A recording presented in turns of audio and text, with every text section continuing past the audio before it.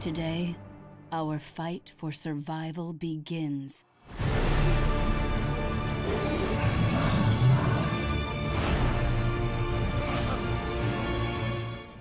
Hello there, Seraphim17 once again. This is my Extinction Master Sentinel walkthrough. This is the 8th level, it's called Defensive Maneuvers, and we have to protect watchtowers. We also have to rescue civilians, and some various other sundries. So one of the jokes that I would say to people if anybody asks me about this game would be along the lines of, instead of calling it Extinction, it should be called I sure hope you enjoy, looking after watchtowers. Because the hardest missions in the game, and one of the more frequently challenging ones, are the ones where you have to defend these watchtowers. So if you look on the map right now, you'll notice that it's populated with some new icons. They look almost like shrines. Those strange grey buildings, those monoliths that are, is it 5 of them just there? Yeah, there's 5 of them on the map at the moment. Each of those is a building that is an objective, that if it is damaged, you can lose. And some of the missions that have you protecting them want you to protect a certain amount until the end, and if the giants get towards them, they wreck them in one touch, regardless of what they do. So you can oftentimes get put in situations where some of those missions feel almost unwinnable, because depending on how aggressive your giants are, depending on just their mannerisms and their pathfinding and which way they choose to go, will be the distinction between getting absolutely abysmally wrecked and not understanding why you lost so quickly, and then having a giant that wanders around like a moron on the other side of the map nowhere near the objectives, who is to be dubbed an awesome champion of moronic giants, because that's the one you want. And it leads to these really bizarre RNG moments, and I'm not really somebody that likes to use the term RNG too much, because a lot of things in games is random. It's one of the reasons why they're as enjoyable as they are, because a lot of the factors can change. But there are times in this game where you will load up one of these randomly generated defences, and you will come up against an army of the Raveni that just cannot be stopped. They just 2 of them just run and wreck every tower, and there's nothing you could have done. And I know it sounds strange to say that, because I hate saying that there's nothing that can be done, but you're put in a situation where perhaps you don't have the rune energy to even kill them. They have armour on that's very difficult to get rid of, you can't get their attention to get rid of it, and then they just wreck everything while you're trying to do that, and it really does feel like you came up against an impossible hand. And of course, is that true? No. You could have done something, there are situations that could have helped you redeem it, but suffice it to say, it was a very difficult standing, and it's not always that way. So my biggest piece of advice to people, especially with the generated missions, or just the missions in general, because you'll notice a lot of the armour that the Raveni wear, and a lot of the different giants that get thrown at you, seem to be quite random, and they're not always the same on certain missions, and this can help, because if you come up against a bunch of ones that are just really uncooperative and you can't beat them, just restart and get a better draw, and you can do that and get lucky and have a lot of success in this game. So it's not necessarily all about being the best executioner of these beasts, but hopefully you've got a good foundation of that, because it's all you bloody do. But we've got another gold guy. I'm having troubles climbing him, and when you play this game, you'll understand what I mean when I talk about the climbing, because you'll watch what just happened then, and it's going to happen to you, and you'll have a good understanding of what the game is doing, and how it's fighting me, and how it's making life difficult for me. And is it the end of the world? No. But can it be frustrating when you're trying to do something quite precise and quite quick, and this is happening? Like, what the fuck happened then?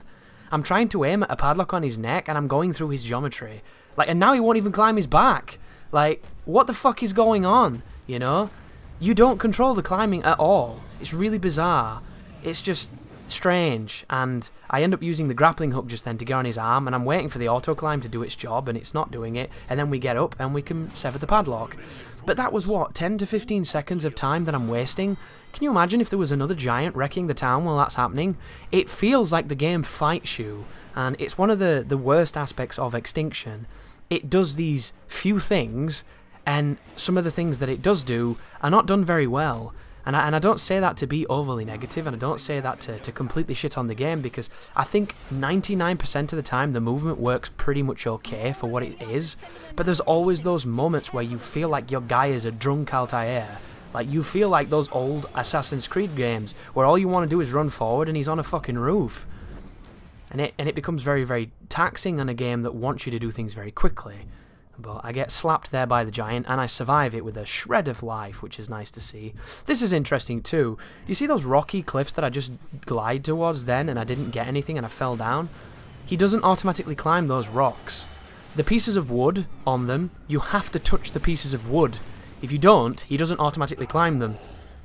So it's like the natural organic rock structures, which look like the most climbable things in the game, are unclimbable unless you adhere to the game's very specific manner, which I find to be crazy, because this guy can run up a tower that is a sheer face, that has no way of being climbable. Not even that French guy could do it, and he just glides up it like nothing. Yet you come up against those actual rocky outcrop canyon-esque walls, and he doesn't climb them. He only climbs the wood.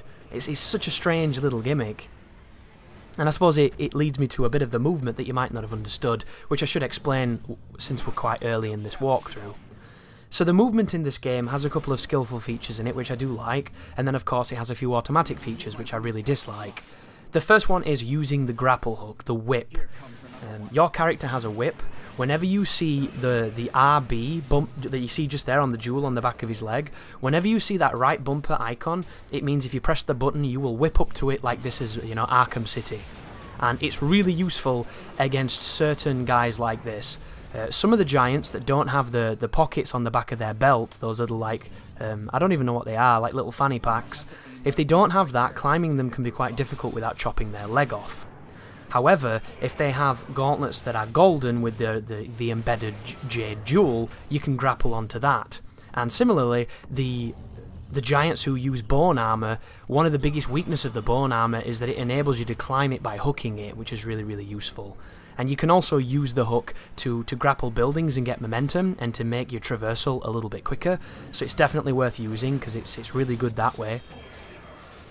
And then additionally with the movement, when you land on the floor, if you press A when you land, as you land, the moment you touch the ground, you will get a pronounced extra jump. And you can upgrade this so that you jump really, really high. And this can help you scale buildings, scale the giants. It can help you do a lot of good things. It can help you keep out of danger. And it just adds to the mobility and making the game quite traversal heavy. And then the ones after that are the more automatic ones, which is, of course, if you land on a tree, your character will automatically jump. You don't have to press A, you don't have to do anything, he does it automatically, and there's no way to make him not do it. So if you're ever falling and you're near a tree and you bounce off it, it can lead to some, you know, Laurel and Hardy comedy sketches, which are not desired but can sometimes be quite funny. And then, of course, the blue tarps on the rooftops, which are littered across the cities, you can bounce on top of those automatically as well, and they'll give you a bit of a boost. But you can map all of these moves together to make your Sentinel move a lot more elegantly than perhaps someone else's. And then later on in the game, when you beat the game, which to me is the most ridiculous requirement for such an ability, you're going to get the ability to wall run. And the wall running in this game is really confusing, because the game does nothing to teach you how it's meant to be used. It does no seemingly like tutorial on when it's best to use it or what its best uses are. And then there will be these lovely moments where you'll try to climb a giant and you'll start wall running on his ribs and running around him. And when you start wall running, because you're not used to it, because you haven't spent the full game doing it, because it's a new ability at the end, like, you're like, how do I stop this? What do I do? And you try to jump off, and it doesn't work as you think it would work, and it takes a lot of getting used to. And it seems criminal to me for them to have this really interesting mobility option that's probably going to have a bunch of really good uses that I haven't quite figured out yet, but it's really awkward to use because you get it at the time when you're done with the game. And I just don't really understand. It seems really, really strange. The achievements say that the game has these interesting time trial things, and I have no idea what they are, but maybe in those it's going to explain it a little bit better, and that's where you're going to have to use it, and that'll be cool. But I have now got the Master Sentinel achievement. I've now got all the stars on every level on the campaign. I've beat the game twice, all 33 chapters, and I have to say, guys, I haven't seen a goddamn need for it. All I've seen is it does it automatically on moments when I don't want to do it, and it leads to really confusing parts. Like just then, which, if you're wondering what happened then, when these creatures step on the ground, they have a large shockwave that is invisible. There is no, like, big up kick of dirt, there's no big, you know, sign that you're going to take any kind of damage, and I really don't like games that do that, because I just feel like it's unfair for the player. And even if you dodge when they do that, and even if you jump to try and get out of the shockwave, a lot of the times you still take damage, because there's not that many threats in this game, so they've made it so that the giants are pretty much the only real threat, because the little dudes are a bit silly. But you'll notice I chopped his leg off, I took some damage, and then I backed away, I saved some people, and then I came back, and then we got to the end of the time limit. And these are the most intensive and difficult missions in the game, because they force you to protect something that you have no real say in whether or not it gets broken. So good luck on all the Watchtower missions. They're definitely not my favourite, and they're definitely the most difficult. But thank you for watching, and you take care now.